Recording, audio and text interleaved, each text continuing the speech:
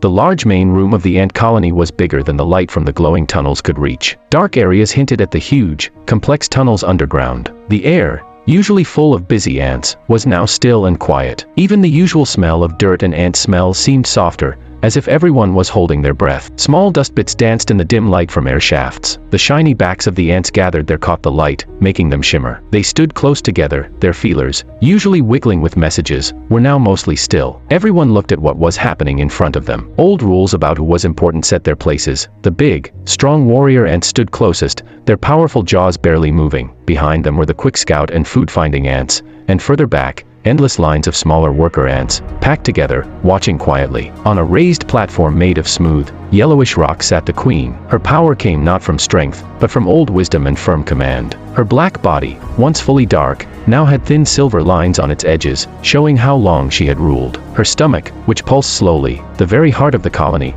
was indeed slower, a soft sign of time passing in her many duties. Still, her many eyes, dark and smart, were sharp, and the way she held her jaws showed a strong will that hid her age. Beside her, the royal guards stood like still statues, their large size and weapons showing they would protect her. But even their usually calm stances showed a little worry, reflecting the unease spreading through the colony. An even deeper quiet fell as the queen slightly moved, the soft scrape of her legs on the platform echoing in the big room. When she cleared her jaws, the sound, made louder by the quiet, rang through the cave like a ceremonial drum. This was a very old moment, a special act usually done by those from important families. The air felt tense with unsaid feelings and a growing sense that something unusual was about to happen.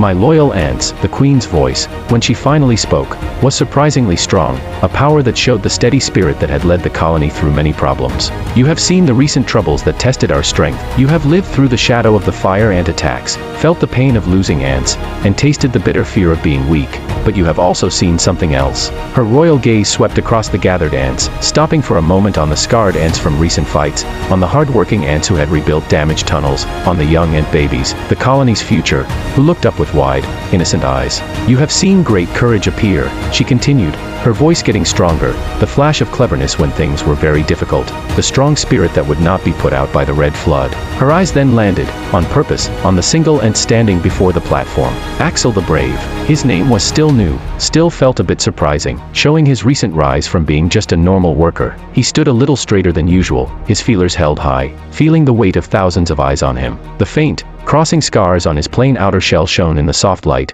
each one a quiet sign of the fierce battles he had faced, the dangers he had beaten. He still had the faint, familiar smell of the lower tunnels, of the shared rooms and rich earth, a strong difference from the perfumed smells that marked the noble ants and the clean, sterile smell of the royal rooms. A shared gasp went through the closest